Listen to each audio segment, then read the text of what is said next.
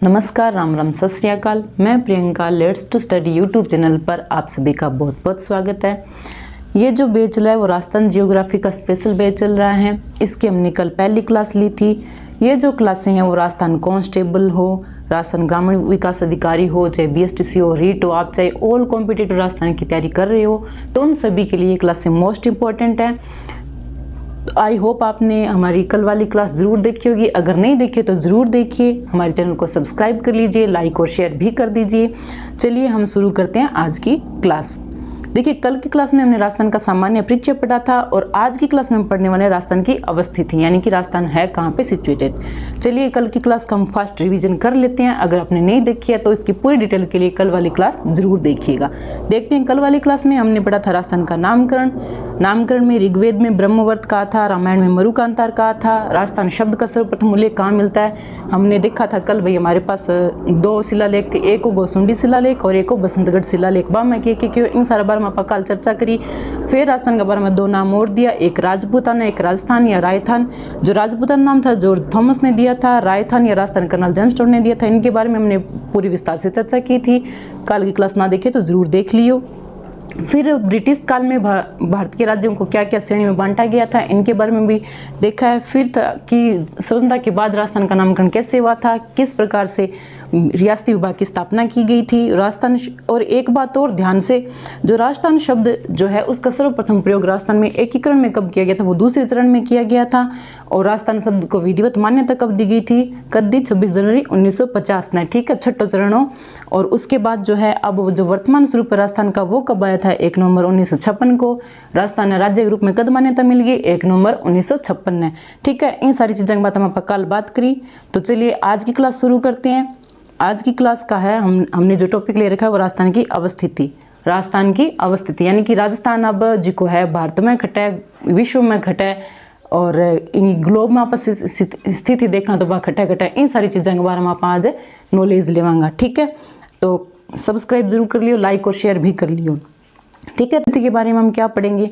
अक्षांश दृष्टि से राजस्थान कहाँ पर है और देशांतरीय दृष्टि से राजस्थान कहाँ पर है। अगर अक्षांश दृष्टि में राजस्थान कौन से गोलार्ध में, उत्तरी में है, दक्षिणी में है, ये सारे पढ़ेंगे। देशांतरीय से कौन से पूर्वी में है या पश्चिमी में, ये सारी चीज़ों के बारे में हम जानेंगे। और अगर कर्क रेखा राजस्थान से गुजरती है तो वो कहाँ से गुजरती है, कौन से वो माध्यम, कौन से वो डिस्ट्रिक्ट से गुजरती है, इन सारी चीज़ों के बारे में हम आज की क्लास में नॉलेज लेंगे। लेकिन इन सभी से पहले हम बात करेंगे अक्षांश और देशांतर के बारे में।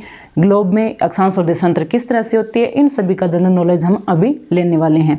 तो देखिए शुरू करते हैं। अक्षांश, अक्षांश का जो हम संधि विच्छेद कहें या शाब्दिक अर्थ कहें वो होता है अक्ष और अंश। अक्ष प्लस अंश, यानी कि अक्ष का जो हिस्सा होता है वो होता है अक्ष प्लस अंश, अक्षांश। अक्षांश को अच्छे से समझने के लिए हम लेते हैं मैप का सहारा।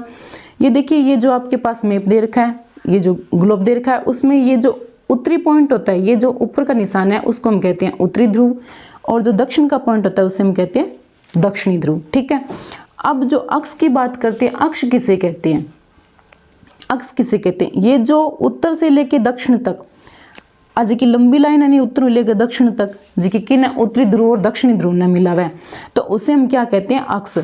ठीक है, समझ आयो अक्ष किन का है, जो हमारे ग्लोब पर उत्तर से लेकर दक्षिण ध्रुव को जो एक मिलाने वाली एक लंबी लाइन है, एक काल्पनिक रेखा है, उसे हम अक्ष कहते हैं। ठीक है, अक्ष पता चल गया था ना। अक्ष जो है वो पृथ्वी के पूरे केंद्र से गुजरता है, अक्ष जी का पूरा केंद्र गुजरा, तो इस प्रकार से होता है अक्ष।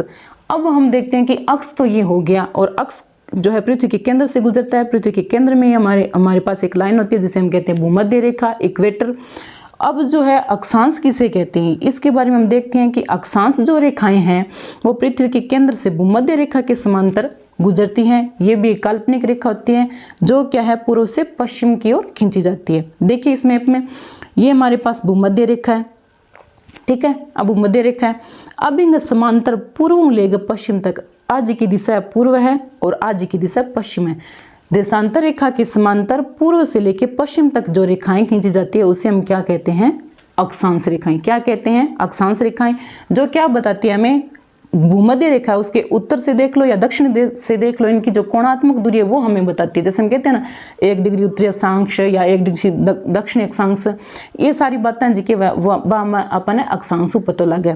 तो ठीक है, अक्षांश के बारे में पतो लग गयो, यानी कि जो ग्लोब है उसमें उत्तर से दक्षिण की जो काल्पनिक रेखा वो अक्ष होती है और भूमध्य रेखा के समांतर काल्पनिक रेखाएं खींची जाती है पूर्व से लेके पश्चिम की ओर, वो होती है अक्षांश रेखाएं। ठीक है, इतना नॉलेज हो गया।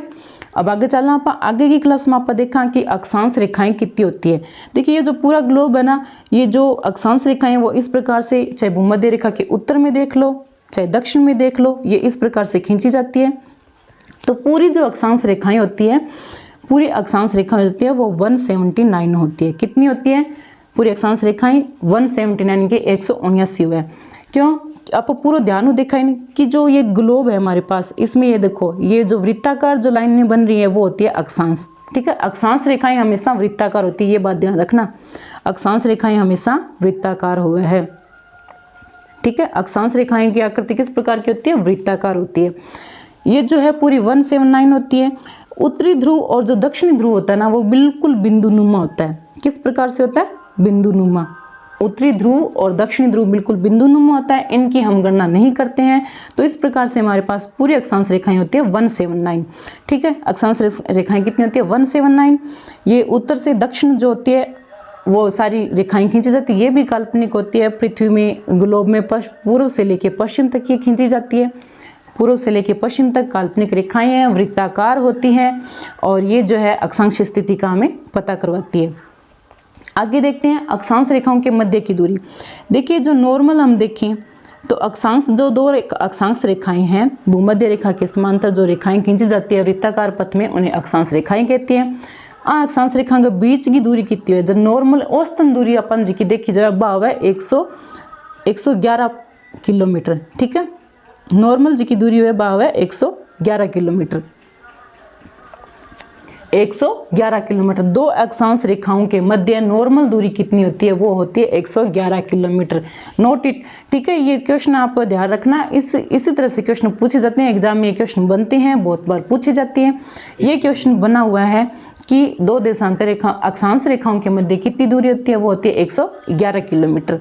अब देखिए अक्षांश रेखाएं जो होती हैं उनके बीच में जो है दूरी जो है भूमध्य रेखा पर तो बिल्कुल इनकी दूरी कितनी होती है, और अगर जब हम ध्रुवों पर जाते हैं तो इनके बीच में दूरी कितनी होती है, इस चीज का हम नॉलेज लेते हैं। अभी अक्षांशीय दूरी में वृद्धि किस प्रकार से होती है, अगर कमी होती है तो कैसे होती है? ये देखो जो भूमध्य रेखा है, भूमध्य रेखा के अगर समीप में हम देखें दो अक्षांश रेखाओं के मध्य, भूमध्य रेखा के कली जी की दो अक्षांश रेखा देखा तो बिंग बीच की जी की दूरी हुए हैं हुआ है 110.6 किलोमीटर। ठीक है, जो भूमध्य रेखा है उसके पास की हम अक्षांश रेखाएं देखें तो उनके बीच की दूरी होती है 110.6 किलोमीटर। और अगर हम देखें अगर ध्रुवों पर बड़े अक्षांश रेखाएं जो होती है वो भूमध्य सागर पर देखते हैं तो वो बहुत ज़्यादा फैली हुई होती है, बिल्कुल सबसे बड़ी वृत्ताकार पथ में बनती है। और जब ध्रुवों पर जाती है तो ये जो वृत्त छोटे होते जाते हैं। तो ध्रुवों पर जो दो अक्षांश रेखाएं हैं इनके बीच में दूरी कितनी होती है? इनके बीच में जो दूरी होती है वो होती है 111.7 किलोमीटर। ठीक है, अब नॉर्मल यहाँ पे 3 प्रश्न बनते हैं। देखो अगर आपसे नॉर्मल पूछ ले कि अक्षांश रेखाओं के मध्य दूरी कितनी होती है, वो होती है 111 किलोमीटर। और फिर उसके बाद पूछ ले कि भूमध्य रेखा जो है उसके समीप जो अक्षांश रेखाएं हैं उनके बीच कितनी दूरी होती है, तो वो होती है 110.6 किलोमीटर। फिर तीसरा प्रश्न आपसे पूछ ले कि जो ध्रुव है उन पर जो ध्रुव है उन पर अक्षांशीय रेखाओं के मध्य कितनी दूरी होती है, तो होती है 111.7 किलोमीटर। ठीक है, इनमें यानी कि हम जब देखते हैं भूमध्य रेखा से अगर हम ध्रुवों पर जाते हैं, चाहे उत्तर में जाएं चाहे दक्षिण में जाएं, तो नाम मात्र की वृद्धि होती है, वो होती है 111.7 किलोमीटर की इसमें वृद्धि होती है। तो ये 3 क्वेश्चन बन गए और ये आप ध्यान रखना। और एक बात और, जो भूमध्य रेखा है ना वो सबसे बड़ा वृत्त बनाती है, भूमध्य रेखा सबसे बड़ा वृत्त बनाती है। तो सब हमसे पूछ ले कि ग्लोब में सबसे बड़ा अक्षांशीय वृत्त कौन सा है, तो वो होता है भूमध्य रेखा का। तो पूरी पृथ्वी पर सबसे बड़ा अक्षांशीय वृत्त कौन सी रेखा का बनता है? भूमध्य रेखा का। ये सबसे बड़ा वृत्त बनाती है। और जैसे जैसे हम ध्रुवों की ओर जाते हैं तो क्या होता है, ये वृत्त छोटे होते जाते हैं। अगर वृत्त छोटे होंगे, अब ये बड़ा वृत्त है तो इसकी त्रिज्या क्या है, सबसे बड़ी है।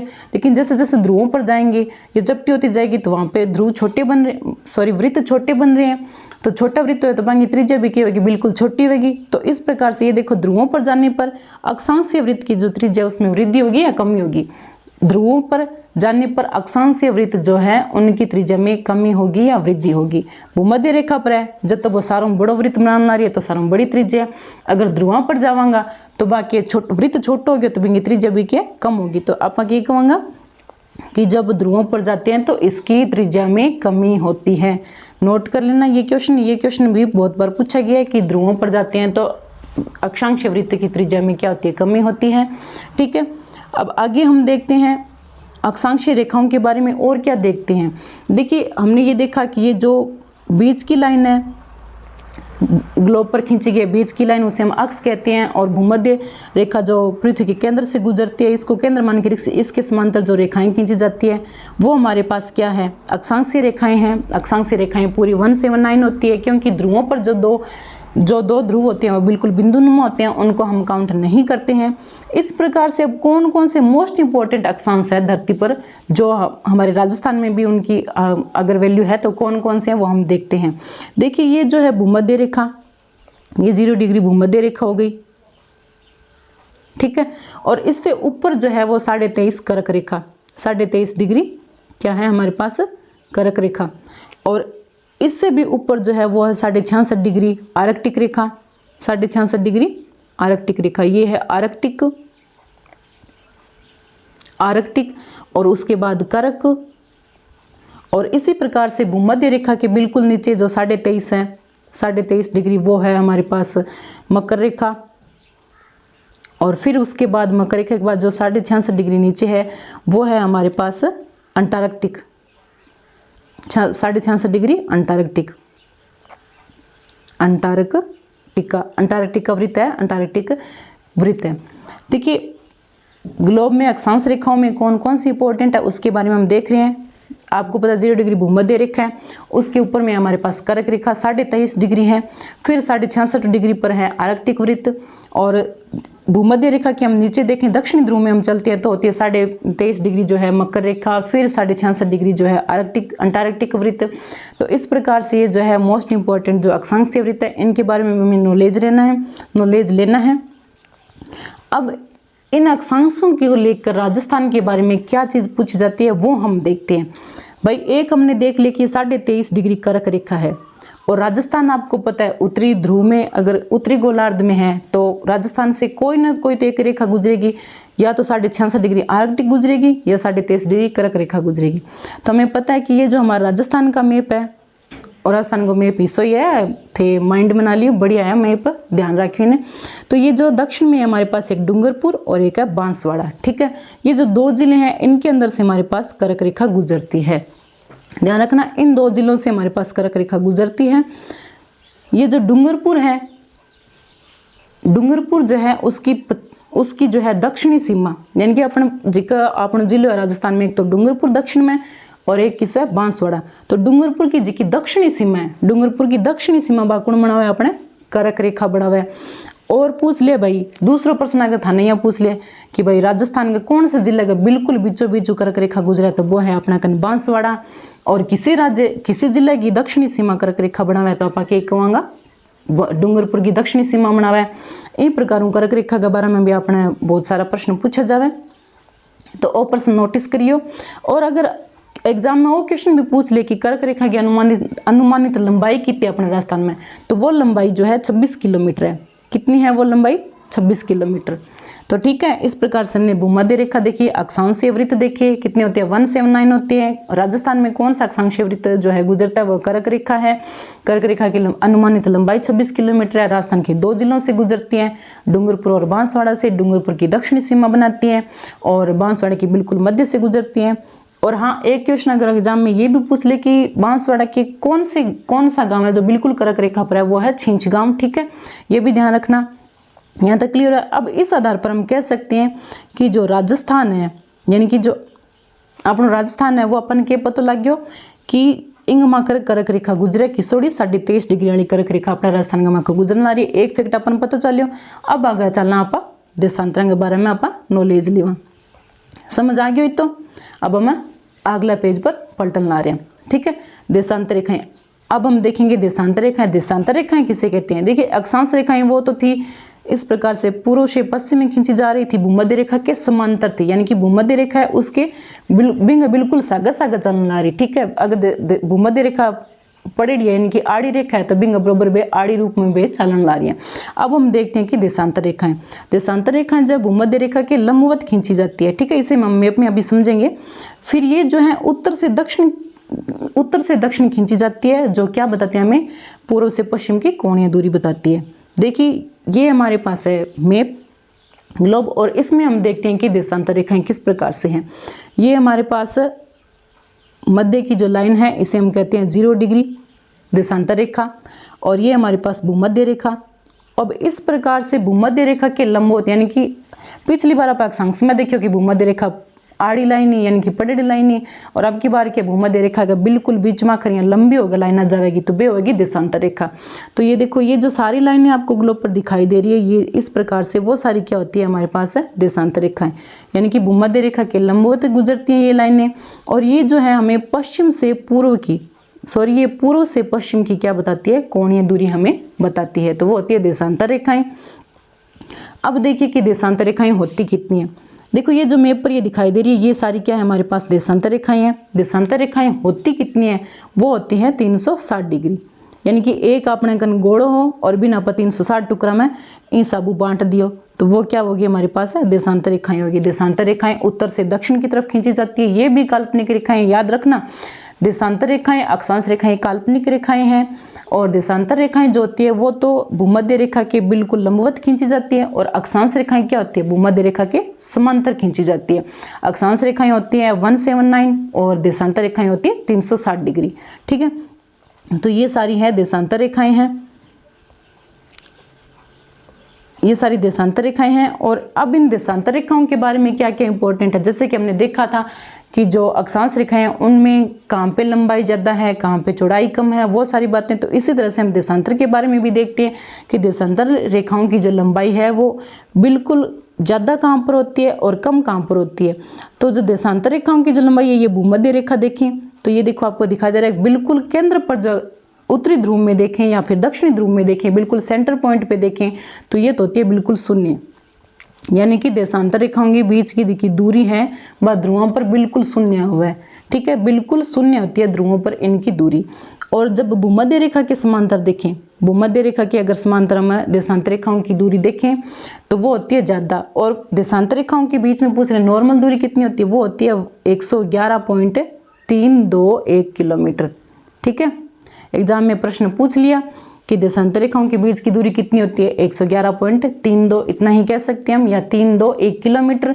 और ये पूछ ले कि अगर हम भूमध्य रेखा से ध्रुवों पर जा रहे हैं तो देशांतरों के मध्य दूरी में क्या फर्क पड़ेगा, यानी कि थे भूमध्य रेखा पर हो जो तो देशांतरों के बीच में बहुत ज्यादा दूरी है, अगर भी थे अगर ध्रुवों पर जाओगा, ध्रुवों पर क्या है बिल्कुल बिंदु नुमा है, शून्य है, बटा भी आप अक्षांश की गणना कौन नहीं करी। तो यहाँ पर भी ये पूछ ले कि आप भूमध्य रेखा से ध्रुवों पर जा रहे हैं तो देशांतर रेखाओं के बीच में दूरी क्या रहेगी? तो बार रहेगी बिल्कुल 0, क्योंकि वो बिंदु नुमा बन जाएगा तो बिल्कुल 0 इंगमा दूरी रहेगी। ठीक है, ये तो पता लग गया। अब आप अगले पेज पर चलना, समझ आ रही है बहुत अच्छी तरह, और तो हमारे चैनल ने सब्सक्राइब कर लो, लाइक और शेयर भी जरूर कर दियो। अब आप देखा अंतरराष्ट्रीय तिथि रेखा, आज की बीच की जी लाइन है 0 डिग्री देशांतर, इसे हम क्या कहते हैं? 0 डिग्री देशांतर। और इसे क्या नाम देते हैं?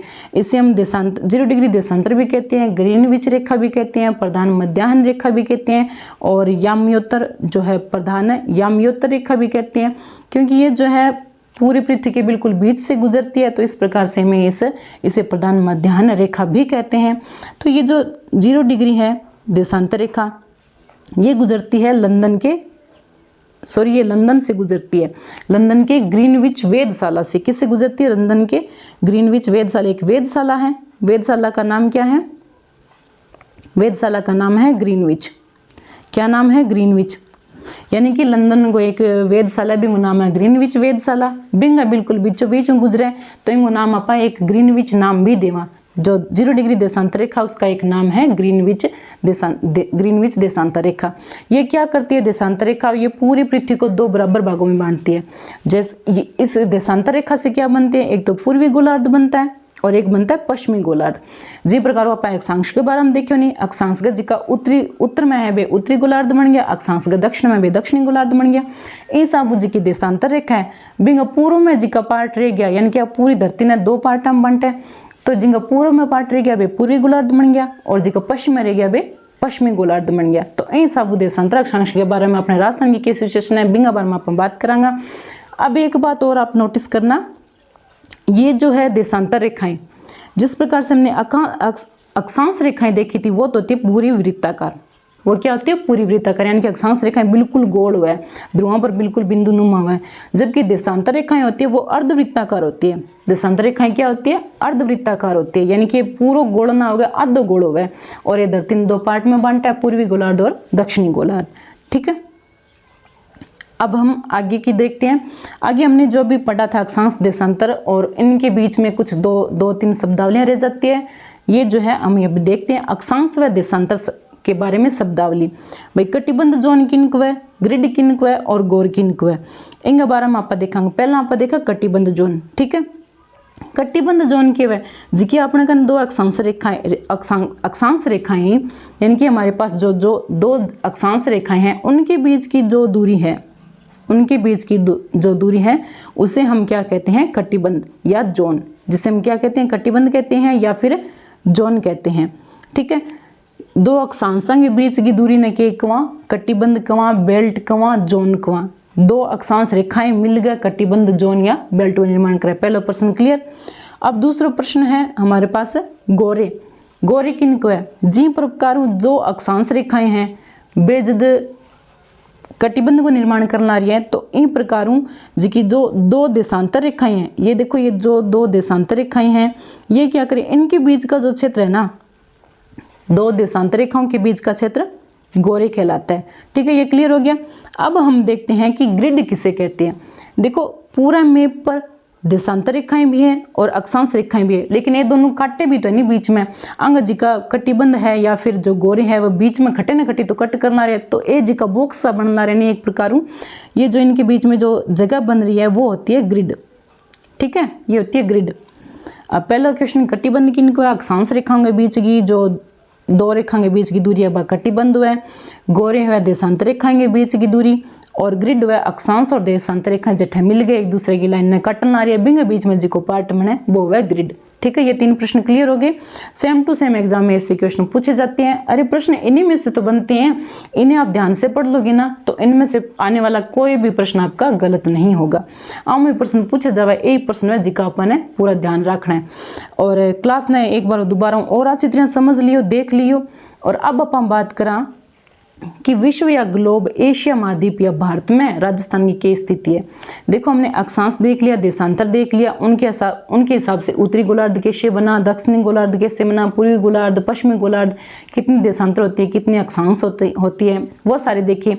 अब उन सारी सिचुएशन के आधार पर राजस्थान की स्थिति है वो विश्व में कहाँ पर है, ग्लोब में कहाँ पर है, एशिया में कहाँ पर है, ये सारी हम देखते हैं। लेकिन उससे पहले क्या है, हमें दिशाओं का ज्ञान होना भी जरूरी है। देखते हैं कौन कौन सी दिशाएं हैं। हमेशा उत्तर दिशा होती है ऊपर की ओर, फिर होती है दक्षिण साइड, इधर पूर्व है और ये पश्चिम है। अब इनके बीच की दिशाओं को क्या नाम देते हैं। उत्तर दिशा जो है और पूर्व दिशा है, इनके बीच की दिशा का नाम है ईशान।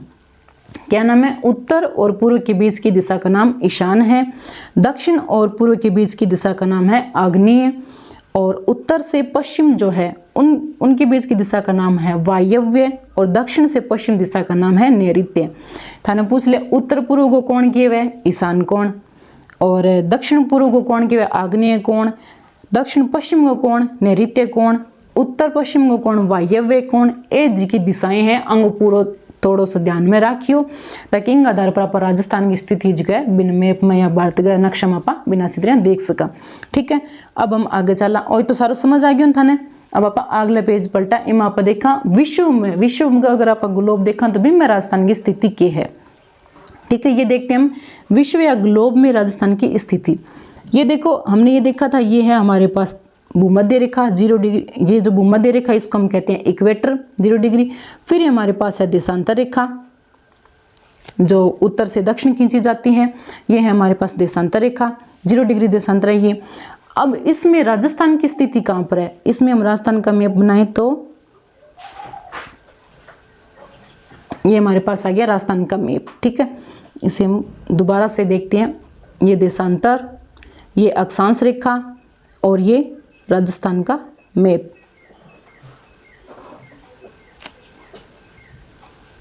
ये है राजस्थान का मैप। तो इसमें राजस्थान की स्थिति क्या है, ये जो है उत्तर ध्रुव और ये है दक्षिण, ये पूर्व दिशा और ये पश्चिम दिशा। ठीक है, अब इसमें राजस्थान की स्थिति क्या है, राजस्थान एक तो पहली बात है ये जो भूमध्य रेखा के ऊपर पार्ट है वो उत्तरी ध्रुव होता है और जो दक्षिण पार्ट होता है वो दक्षिण ध्रुव होता है, और जो देशांतर रेखा के पूर्व में होता है वो पूर्वी गोलार्ध और जो देशांतर रेखा के पश्चिम होता है वो पश्चिमी गोलार्ध। तो इस मैप को देखने से हमें ये तो समझ हो गया कि राजस्थान जो है उत्तरी और पूर्वी दिशा में है ग्लोब में, तो यानी कि उत्तरी गोलार्ध में और पूर्वी गोलार्ध में, यानी कि उत्तरी और पूर्वी गोलार्ध में उत्तरी और पूर्वी दिशा में राजस्थान है। तो इस प्रकार से राजस्थान का कोण कौन सा बनेगा, तो वो बनेगा ईशान कोण।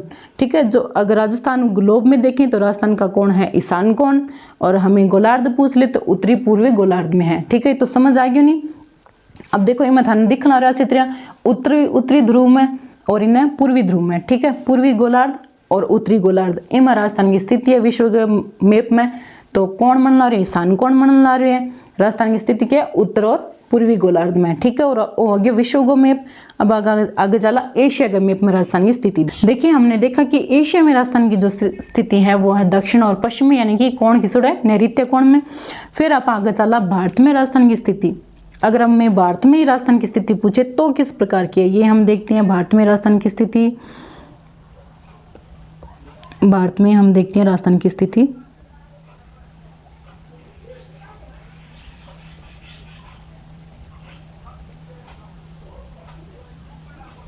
ये हमने इस प्रकार से लाइन बना ली। अब भारत में राजस्थान की स्थिति देखते हैं। ये है हमारे पास उत्तर, ये है दक्षिण, वो है पूर्व और वो है पश्चिम।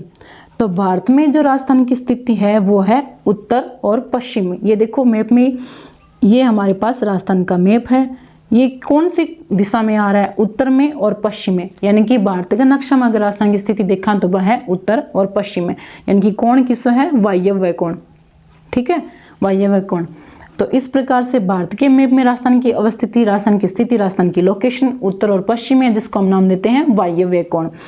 और रैपिड रिवीजन के लिए हम देखते हैं एक बार और देख लेते हैं कि जो विश्व में जो राजस्थान की स्थिति थी वो थी कहाँ पे, ईशान कोण में। ये ईशान कोण में विश्व में राजस्थान की स्थिति थी। और फिर इस प्रकार से हमने देखा उत्तर पश्चिम में वो कहाँ पे थी, भारत में राजस्थान की स्थिति थी। ठीक है, भारत में राजस्थान की स्थिति थी। और ये जो नैऋत्य कोण देखा था वो था एशिया में राजस्थान की स्थिति थी। ठीक है, एशिया में राजस्थान की स्थिति थी। ठीक है, यहाँ तक समझ आ गया, समझ आ गई ना तक भाई। अब कोण जो कहेंगे बारे में याद ही रखियो, ध्यान में ही रखियो भाई। पूछ ले विश्व में राजस्थान को के कोण मनना रहे किसी दिशा है, उत्तर पूर्व है, भारत में किसी है उत्तर पश्चिम है, और एशिया में किसी है जी की है वह है दक्षिण और पश्चिम। ठीक है, समझ में आ गया। तो फिर आज की क्लास आप करा अठी खत्म। और थारे सारा को बहुत बहुत धन्यवाद क्लास ने एंड तक देखने के लिए। हमारी क्लास को जरूर लाइक कर दीजिए, शेयर और सब्सक्राइब भी कर लीजिए हमारे चैनल को। और अपनी तैयारी को और अच्छे से मजबूत करने के लिए हमारे साथ बने रहिए। आप सभी का बहुत बहुत धन्यवाद।